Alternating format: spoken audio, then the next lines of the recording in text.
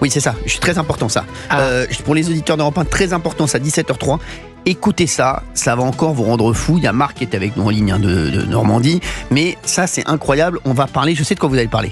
Bah oui, vous savez. Bah vous lisez en moi comme dans un livre. Je sais de quoi vous allez parler. Mais bien sûr. La sanction. La sanction. Ouais, exactement. La De sanction qui contre qui ? Thomas Porte. Exactement. Elle vient de tomber. Thomas Porte, on le rappelle, avait dit à 2 députés RN, dont Laurent Jacobelli, ferme ta gueule et on va t'attendre dehors, en marge d'échanges sur le conflit israélo-palestinien à l'Assemblée nationale, au sein de l'hémicycle. Et donc, le bureau de l'Assemblée s'est réuni. La gauche n'était pas assez nombreuse en bureau pour éviter toute sanction. Déjà, il faut dire une chose, la gauche voulait éviter toute sanction à Thomas Porte. Ouais. Mais puisqu'il y avait de l'absentéisme, une journaliste sur place me rapporte, Élodie Huchard me rapporte ce qui s'est passé. Et donc, il est sanctionné avec un rappel à l'ordre, avec inscription au procès verbal, c'est-à-dire qu'il perd un quart de son indemnité pendant 1 mois. Vous avez 4 sanctions possibles. Ouais. On est sur la deuxième en nature de gravité. Ouais. C'est ça. Voilà. Oui, donc c'est pas terrible. Il perd un quart de son indemnité pendant 1 mois, c'est tout. Ce qui représente un peu plus de 1 300 €. Voilà. Le dernier grade, ça aurait été l'expulsion. C'est ce qu'il a déjà eu. Ce qu'il a déjà eu quand il avait. En plus, il est récidiviste, lui, mais voilà, c'est tranquille. Il serait intéressant de savoir ils sont moins sévères que l'Arcom. Oui. Excusez-moi de vous dire ça. Ah bah, il y a des fermes ta gueule qui coûtent plus que 3 300 €. Mais c'est incroyable. Ça dépend où on les prononce. Non, mais c'est fou. Non, mais ça dépend qui les prononce. Si vous êtes, vous avez raison. Exactement. Bah oui. Il serait intéressant, Gauthier, de voir quel député de gauche n'était pas là. Eh bien, il y a 2 socialistes et un écolo. Vu que ça vient de tomber, je ne peux pas te le dire, mais je peux me rencarder et revenir demain avec la réponse si tu veux. Cette question qui semble anodine comme ça de la part de notre camarade, est-ce que tu penses que ça veut dire que certains n'y étaient pas parce qu'ils ne voulaient pas avoir à ne pas sanctionner et qu'au fond d'eux, ils souhaitaient sanctionner mais qu'ils ne pouvaient pas le faire ? Voilà. Oui, c'est ça. C'est bien ce que je pensais. Ouais, c'est sûr. Non, c'est vrai. Parce que leur absence crée la sanction, permet la sanction contre Thomas Porte. Donc, au lieu de la voter directement, voilà. C'est ça. C'est un peu de la lâcheté. C'est de la stratégie. C'est fou. C'est fou. Il y a Marc avec nous en ligne. Marc de Normandie. Marc, même quand vous entendez ça vous devenez fou là. On n'arrête pas de vous rendre fou. Non, je deviens pas fou. Je vais écrire ma lettre au Père Noël. Je vais demander déjà un cerveau pour tous les députés LFI. Un pour Hollande au passage, parce que bon, je pense que dans le genre. Mais il y a que des décérébrés. Il faut imaginer, et c'est là où ça va pas. C'est que c'est des gens comme nous qui payons les impôts. Nous, je parle de nous tous là, nous qui nous parlons. Et on accepte qu'un connard, pardon, excusez-moi du terme, qu'un mec qui sait ni lire ni écrire ne serre pas la main d'un gamin de 22 ans. Sûr. T'es là parce qu'on lui a dit, parce que t'es le plus jeune, tu dois être là. Mais c'est fou. On doit accepter ça. Alors effectivement, si le mec écrit un bouquin, lui, il sera publié puisqu'il écrira une page blanche.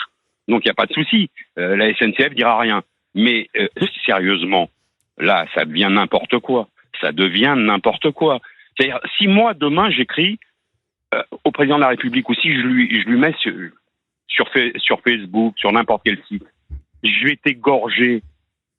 Combien je vais prendre ? Je vais prendre 600 € et 5 jours de citoyenneté ? Non, je pense pas. Je pense pas, Marc. Et moi, sauf que moi, je respecte la République. Bah, vous avez bien raison. C'est simple. C'est déchéance de nationalité, c'est prison ferme, et c'est tu dégages. Elle te convient pas, la République, tu pars. Bien sûr. C'est déchéance de nationalité pour qui ? Pour les mecs qui ne respectent pas la République. Le mec. Non, mais quand il dit respecte pas la République. Non, mais la déchéance de nationalité, c'est quand il y a une double nationalité et que. Oui, bon, voilà, le mec, voilà, on va arrêter de se raconter des bêtises. On sait très bien que le mec, il est pas, je vais utiliser un terme qui a plus lieu d'être, il est pas français de souche, il a pas 15 générations derrière lui. Le mec, il est pas là depuis 500 ans. Personne. Comme personne autour de la table, par exemple. Oui. Si, Fabien Lecoeuf, si. Fabien Lecoeuf, il y était. Bon, là, c'est différent, mais il dort, hein. Oui. D'un œil. Uniquement d'un œil. Non, moi, ce que je veux dire, c'est qu'à un moment, il faut que les sanctions soient revues. Il faut que la justice soit revue. Laxisme, c'est le mot en ce moment, pour moi, c'est le laxisme. Mais c'est, je veux dire, il y a des, mais, je suis désolé, les mecs, il y a parfois des peines qui sont très lourdes. On en a parlé, là, il y a pas longtemps, on a parlé d'une peine que je trouvais assez lourde par rapport à ce qu'on... Nicolas Bedos, la peine a été... Et je suis désolé, ils ne sont pas allés avec le dos de la cuillère. Oui. Voilà, il n'y a pas eu de laxisme. Il n'y a pas eu de laxisme. C'est pas une peine qui collait. c'était un exemple. Voilà, exactement, c'est un exemple. Alors, oui, mais on aimerait bien avoir d'autres exemples. C'est bien, c'est bien de faire des exemples, mais il faut en faire d'autres. C'est-à-dire qu'il n'y a pas que des exemples dans ces cas-là pour une personne médiatique. Il faudrait aussi des exemples pour cette personne-là qui a insulté qui a menacé le professeur. Je suis désolé, le directeur d'établissement, proviseur. Pour moi, c'est la double sanction, ce mec. Bah oui. Il n'a pas été suivi par Belloubet, qui était ministre de l'Éducation nationale à l'époque, si je ne m'abuse. Ouais, mais non, mais c'est sûr. Il n'a pas été suivi. Et derrière, le mec qui l'a insulté et qui l'a menacé, il prend une peine de merde. Il y a quelque chose qui va plus. Allez. Le parquet fait appel. Donc. Bien sûr, oui, le parquet, mais le parquet il est souvent flottant, comme j'ai dit. Merci, Marc. Ouais, c'est un parquet flottant. C'est un parquet flottant, ça. Non, mais... C'est le même parquet. C'est le même parquet qui va demander une sanction exécutoire. Nous, on veut du marge, on ne veut pas du parquet. Merci, Benaïm. C'est pas les mêmes juridictions, c'est pas les mêmes. Merci, Marc. Merci d'avoir été avec nous sur Europe 1. Merci beaucoup, Marc. De rien. Allez, je vous fais des bisous. Merci, Marc. Merci. Allez, on garde le moral. Je vous embrasse, Marc. Moi aussi. Allez, je vous embrasse fort, merci. Allez, on se retrouve dans un instant sur Europe 1. Tiens, on va parler de... Il y a une autre personne qui voudrait réagir, bien sûr, à cette affaire. À 85% des Français sont favorables à la prison ferme pour ceux qui menacent de mort les enseignants ou les chefs d'établissement. Pour moi, je trouve que c'est un gros chiffre, 85, mais j'aimerais bien savoir qui sont les 15%. Les juges. Non. Merci. Ils ont donné l'amende à ce... I love you. Mais c'est vrai, ils ont donné l'amende, donc ils étaient contre la prison ferme. C'est exceptionnel. Et il y a Catherine qui sera avec nous en ligne. On va parler de Pierre Palmade aussi dans un instant, parce que c'est le procès aujourd'hui. Oui. À tout de suite sur Europe 1, on revient dans une minute. Merci, Catherine est avec nous. Merci d'être avec nous, Catherine du Jura. Merci d'être là sur Europe 1 avec nous, avec toute l'équipe. Vous voulez réagir à ce sondage, 85% des Français sont favorables à la prison ferme pour ceux qui menacent de mort les enseignants ou les chefs d'établissement. Oui, bonsoir Cyril. Bonsoir Catherine, merci d'être là. Bonsoir à toute l'équipe. Bonsoir. Et puis je voulais vous remercier encore parce que vous nous avez invités le 28 octobre à venir sur le plateau. Mais je me rappelle. Bah oui, Catherine. Tous les soirs on vous regarde et tous les soirs on se dit on était là-bas le 28. Vous revenez. On est super contents d'être allés vous voir. Vous revenez quand vous voulez. Merci Catherine. Ils sont bien occupés de vous ou pas? Ah ouais, c'était génial. Bon très bien. Franchement, j'avais jamais pris le train, c'est parfait. La prochaine fois, je viendrai vous chercher moi-même en voiture. Ah ouais, c'est vrai. Ouais, ça me fait plaisir. Je vais vous prendre au mot. Je vous ai envoyé une petite carte du Jura. Je l'ai pas eu. J'ai dû me tromper peut-être dans l'adresse, je sais pas, j'ai mis. Si vous avez mis dans la maison du Père Noël, elle a dû tomber direct. Non. Voir, mais... J'ai mis pour Cyril Hanouna, je sais pas. Je l'ai pas eu, Catherine. Moi, je vais mener ma petite enquête, vous inquiétez pas. Voilà, on voulait vous remercier encore, on est trop contents. Mon copain, chaque fois qu'on vous regarde le soir, il dit tu te rends compte, on était là-bas sur le plateau. Enfin, c'était trop génial. Merci Catherine. Je voulais vous dire ce que j'en pensais. Moi, je suis dans les 85% aussi. Oui, bien sûr. Je trouve qu'on vit vraiment un monde de tarés, que les gamins sont insolents, insultants. Nous, on vit près d'un lycée agricole. Et tous les jours, quand ils passent devant chez nous, ils tapent aux portes, ils sonnent, ils tapent, ils abîment dans les rues, ils roulent comme des cinglés. C'est de la folie. Les gamins deviennent fous, les gens deviennent fous. On a peur. C'est de la folie, hein. Non, mais c'est ça, c'est n'importe quoi. Donc, on est d'accord. Catherine, il y a, comme on le dit, il y a énormément de laxisme. Mais c'est ça, c'est ce que je disais tout à l'heure, c'est insupportable. Moi, je vais vous dire, ce gars qui a pris 600 € pour avoir menacé... vous avez vu les mots qu'il a prononcés. Oui. Il faut le brûler, ce chien. Mais je leur ai dit tout à l'heure, mais moi, je vais le chercher chez lui. Écoutez-moi, mais c'est vrai, je vais le chercher chez lui, je suis désolé. Je vais le chercher. Moi, ce que j'ai peur, c'est que les gens se révoltent et qu'il arrive des malheurs. Hein. Oui, mais ça, faut pas le faire parce que il va y avoir des malheurs des deux côtés et il y a des innocents qui vont se retrouver avec des drames. Voilà. Donc ça, mais vous savez quoi, Catherine, ce que vous venez de dire, c'est ce que je disais exactement en antenne il y a un instant. Je disais attention parce qu'il faut pas qu'on arrive à ce genre à ce que les gens se fassent justice eux-mêmes. Voilà, je vous le dis. Et moi, voilà. Mais je vous jure que moi, ces mecs-là. Mais je ne rigole pas. Il faut aller les chercher chez eux. Voilà. Non mais c'est insupportable. Qu'est-ce qui vous fait rire? Non mais c'est bien. Arrêtez-vous là. Qu'est-ce que vous faites là? Non, Cyril. Et on leur fait quoi? Non, Cyril. Non, moi j'ai rien dit. Merci. Excusez-les, Catherine, parce que vous savez, parce que hors antenne, je leur ai dit ma façon de penser. Voilà, donc ils rigolent beaucoup. Ils me charrient, vous savez, Catherine. Oui, je vous regarde tous les soirs. Moi, je vois bien. On se régale pendant 2 merci. heures. Vous avez vu comme ça nous fait tellement de bien avec ce monde de fou là. Ah ouais, c'est vrai, mais franchement, mais je vous jure, moi, Catherine, j'essaie de garder. J'espère. Vraiment, il faut qu'on garde le moral, tous. Il faut qu'on garde espoir, comme on disait tout à l'heure avec cette auditrice. Mais je vous jure, moi, quand je vois ce qui se passe, je vais prendre une expression de Gilles Verdez, ça me fait pas plaisir. J'ai mal à ma France. Non, mais vraiment. Mais c'est insupportable. C'est insupportable. C'est vrai. On sait plus quoi faire parce que les gens deviennent fous dans la rue. Nous, on s'est fait attaquer à coups de avec un gars qui avait une hache. Non, c'est pas vrai, Catherine. Quand ça? Oui. Quand ça? Ouais. Il y a à peu près 6 mois. Non, comment ça se fait comme ça? On était partis sur Mâcon, dans un magasin, un grand magasin d'électroménager. Et on a appelé les flics, tout, parce qu'on a tellement eu peur. Et on est remonté dans la voiture, on n'est même pas allé faire nos courses. Non, mais on est rentré, on a tremblé tout le long. Non mais et après Catherine, moi ce qui me rend fou, c'est qu'il y a des gens, je les citerai pas, des personnes qui sont notamment sur mon plateau, qui vont me dire non c'est pas vrai, les chiffres de l'insécurité et de la violence n'ont pas monté, hein. C'est toujours été les mêmes. C'est un sentiment d'insécurité. Il y a plus beaucoup de personnes qui c'est ça qui est fou.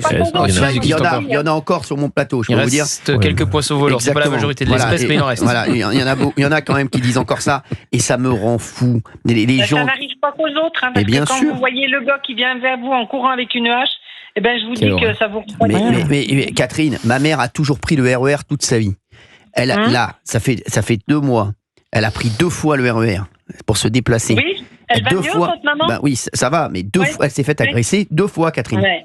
Donc elle m'a dit, c'est fini, elle prend plus le RER. Et comme elle veut pas, alors ma mère elle est en ancienne, donc elle connaît pas les Uber, tout ça, donc il faut que je lui envoie quelqu'un, etc. Il faut que j'aille la chercher. Mais ça veut dire que maintenant elle peut plus le RER. Elle a peur de prendre le RER.